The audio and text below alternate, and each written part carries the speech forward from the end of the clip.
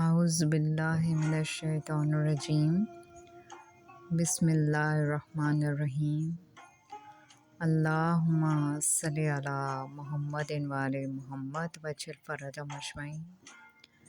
Viewers, آج کا ہمارا چیپٹر حضرت ادریس علیہ السلام کا قصہ بیان کیا جاتا ہے، تو چلیں شروع کرتے ہیں۔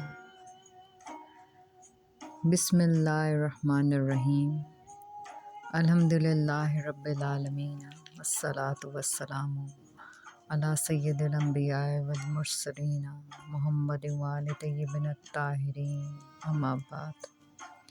امیر المومنین حضرت علی ابن ابی طالب علیہ السلام نے فرمایا، تمام ہم اس خدا کے لیے ہے جس نے دین کی اصل و اساس کو خدا شناسی کہا ہے۔ دین کے لغوی معنی اطاعت اور عرفی معنی شریعت کے ہیں۔ یہاں خواہ لغوی معنی مراد لیے جائیں یا عرفی، دونوں صورتوں میں اگر ذہن کسی معبود کے تصور سے خالی ہو تو نہ اطاعت کا سوال پیدا ہوتا ہے اور نہ کسی آئین کی پابندی کا، کیونکہ جب کوئی منزل ہی سامنے نہ ہوگی تو منزل کے رخ پر بڑھنے کے کیا معنی، اور جب کوئی مقصد ہی پیش نظر نہ ہوگا تو اس کے لیے تگ و دو کرنے کا کیا مطلب۔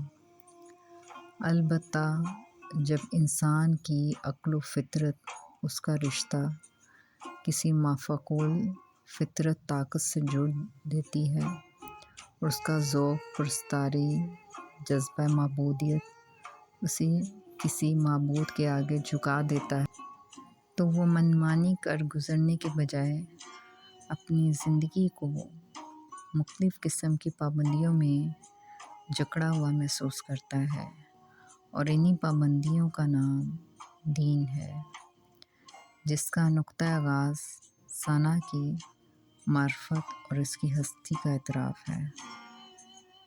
معرفت کی بنیادی حیثیت کی طرف اشارہ کرنے کے بعد اس کے ضروری ارکان و شرائط بیان فرمائے ہیں، اور عموماً افراد، انسانی جن ناقص مراتب ادراک کو اپنی منزل آخر بنا کر قانع ہو جاتے ہیں، ان کے ناکافی ہونے کا اظہار فرمایا ہے، اور اس کا پہلا درجہ یہ ہے کہ فطرت کے وجدانی احساس اور ضمیر کی رہنمائی سے یا اہل مذاہب کی زبان سے سن کر اس اندیکھی ہستی کا تصور ذہن میں پیدا ہو جائے جو خدا کہی جاتی ہے۔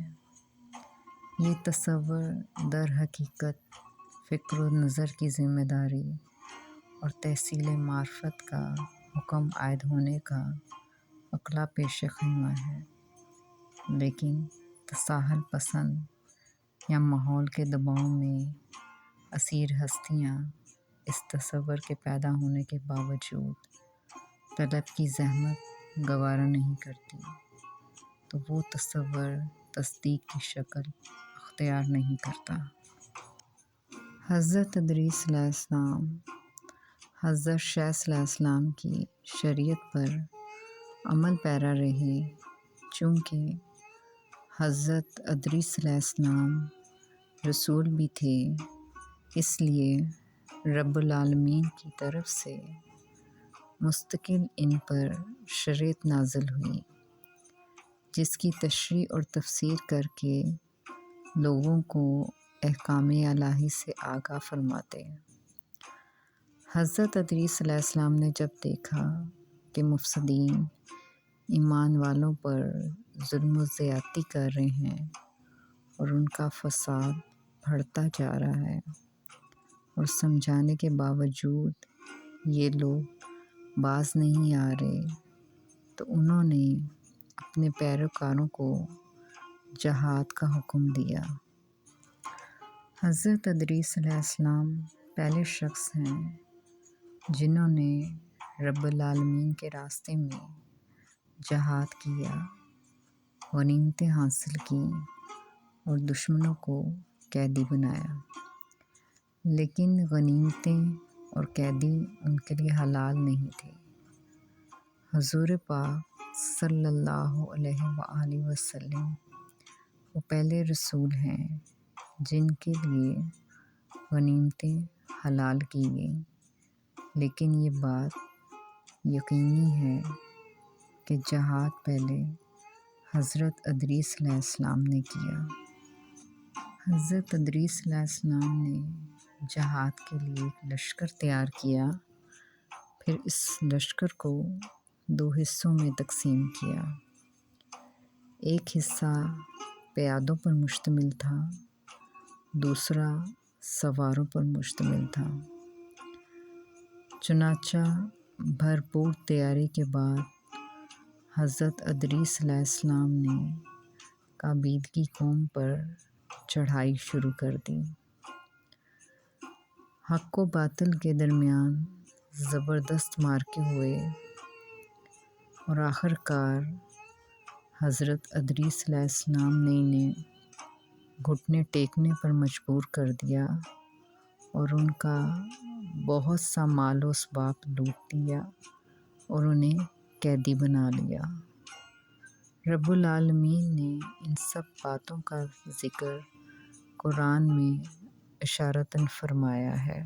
رب العزت نے حضرت ادریس علیہ السلام پر ایک مرتبہ یہ وحی کی کہ اے ادریس علیہ السلام، تمام اہل دنیا جس قدر روزانہ نیک عمل کرے گی، میں ان سب کے برابر تجھے ہر دن اجر دوں گا۔ حضرت ادریس علیہ السلام نے جب یہ سنا تو انہیں یہ خواہش ہوئی کہ میرے اعمال میں روزانہ اضافہ ہو، اس لیے عمر کا یہ حصہ طویل ہو جائے تو اچھا ہو۔ انہوں نے وحی اور اپنے اس خیال کو رفیق فرشتے پر ظاہر کیا کہ اس معاملے میں موت کے فرشتے سے گفتگو کریں تاکہ میں نیک اعمال کا زیادہ سے زیادہ وقت حاصل کر سکوں۔ اس فرشتے نے جب یہ سنا تو اس بات کا تذکرہ ملک الموت یعنی موت کے فرشتے سے کیا۔ چنانچہ حضرت ادریس کو آسمان پر اٹھائے جانے کا مختصر تذکرہ یہ ہے۔ قرآن مجید کی سورہ مریم میں ارشاد باری تعالیٰ ہے، اور حضرت ادریس علیہ السلام کو یاد کرو جو بے شک وہ صدیق تھے اور غیب کی خبریں دیتے تھے، اور ہم نے انہیں بلند مقام آسمانوں پر اٹھا لیا۔ یہ وہ ہیں جن پر رب العالمین نے انعام فرمایا ہے اور اولاد آدم علیہ السلام کے نبیوں میں سے ہیں۔ حضور پاک صلی اللہ علیہ وآلہ وسلم نے شب معراج حضرت ادریس علیہ السلام کو چوتھے آسمان پر دیکھا اور ملاقات کی۔ کہا جاتا ہے ایک دفعہ حضرت ادریس علیہ السلام اپنے کام سے فارغ ہو کر آرام فرما رہے تھے کہ ملک الموت آدمی کی صورت میں مہمان بن کر حضرت ادریس علیہ السلام کے پاس آئے، اور حضرت ادریس علیہ السلام جو کہ ہمیشہ صبح کو روزہ رکھا کرتے تھے اور افطار کے وقت آپ علیہ السلام کا کھانا جنت سے آتا تھا، اور جس قدر کھانا چاہتے کھا لیتے اور باقی کھانا واپس جنت میں چلا جاتا، پر اس دن انہوں نے جو کھانا آیا تھا تو حضرت ادریس علیہ السلام نے وہ کھانا مسافر آدمی کو پیش کیا، لیکن مسافر نے کچھ نہ کھایا اور قدم پر قدم رکھ کر عبادت کرتا رہا۔ حضرت ادریس علیہ السلام ان کا یہ حال دیکھ کر بہت متاثر ہوئے اور دل میں سوچا یہ کون شخص ہے۔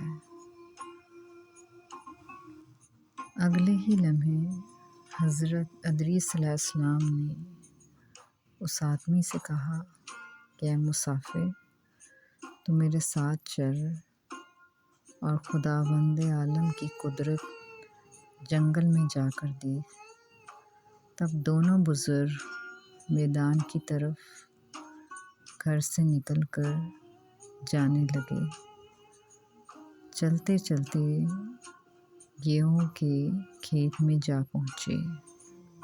وہ مسافر جو موت کا فرشتہ تھا ان کے ساتھ چلا، اور جب اس نے حضرت ادریس علیہ السلام سے گیہوں کے کھیت میں یہ کہا کہ چند خوسے گیہوں کے دونوں مل کر کھاتے ہیں، تو حضرت ادریس علیہ السلام نے فرمایا عجیب بات ہے کہ رات کو تم نے حلال کھانا نہ کھایا اور اب حرام کھانا چاہتا ہے۔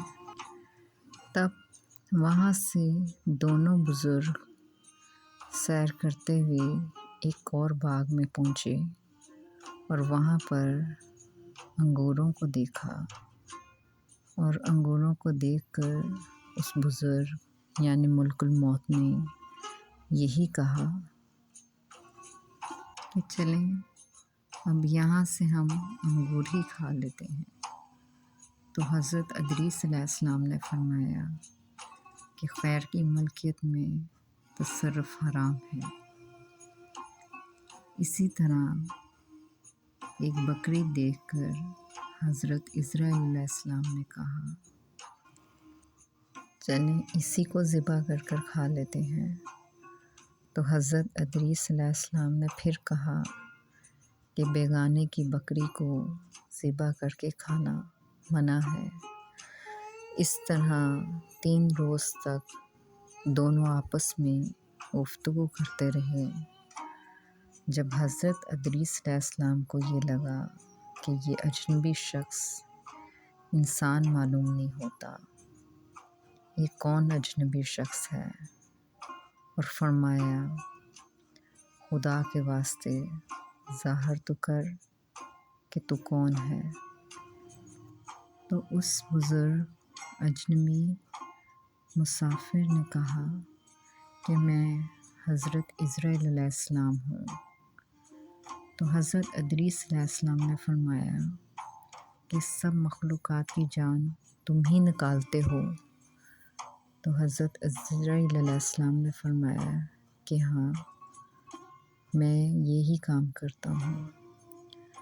حضرت ادریس علیہ السلام نے فرمایا کہ تم شاید میری روح قبض کرنے آئے ہو؟ تو حضرت اسرائیل علیہ السلام نے فرمایا میں تو آپ علیہ السلام کے ساتھ خوشخبری کرنے آیا ہوں۔ اس بات پر حضرت ادریس علیہ السلام نے فرمایا کہ تم 3 دن سے میرے ساتھ ہو، تو کیا اس وقت بھی تم نے کسی کی روح قبض کی ہے؟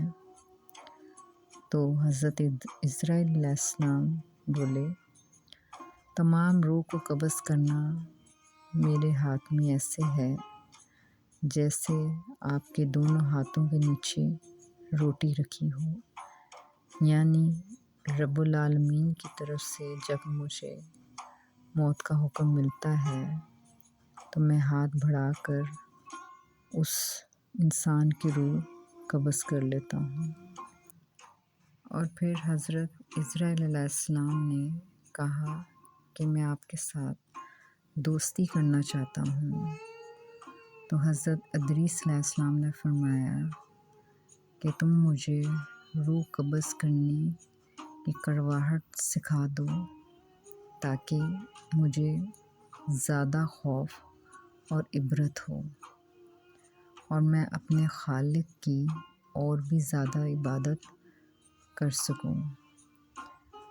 ملک الموت نے کہا کہ میں رب العالمین کی مرضی کے بغیر کسی کی روح قبض نہیں کر سکتا۔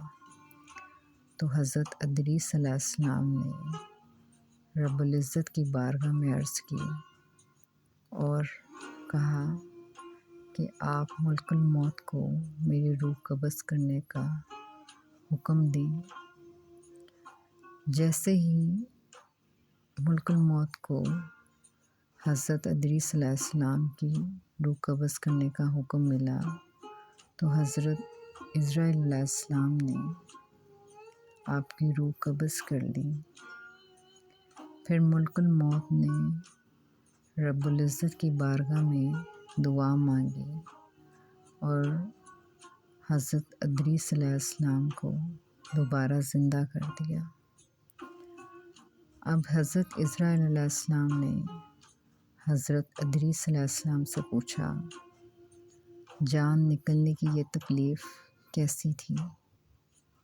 وہ بولے، جیسے کسی زندہ جانور کی کھال پاؤں سے اکھیڑی جاتی ہے۔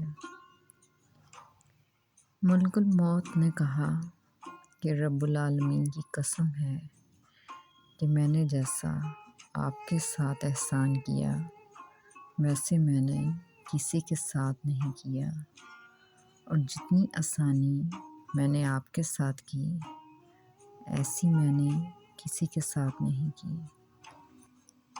انبیاء کو یہ امتیاز حاصل ہے کہ ملک الموت ان کی اجازت کے بغیر ان کی روح قبض نہیں کر سکتا، اور حضور پاک صلی اللہ علیہ وآلہ وسلم کو یہ اختیار دیا گیا کہ آپ صلی اللہ علیہ وآلہ وسلم دنیا میں مزید رہنا پسند کریں تو رہ سکتے ہیں یا پھر رفیق اعلیٰ کی رفاقت کو پسند کریں۔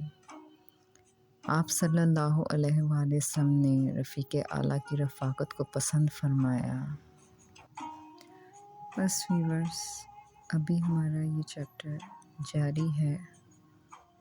والسلام۔ اللہم صلی علی محمد وآل محمد وعجل فرجہم اجمعین۔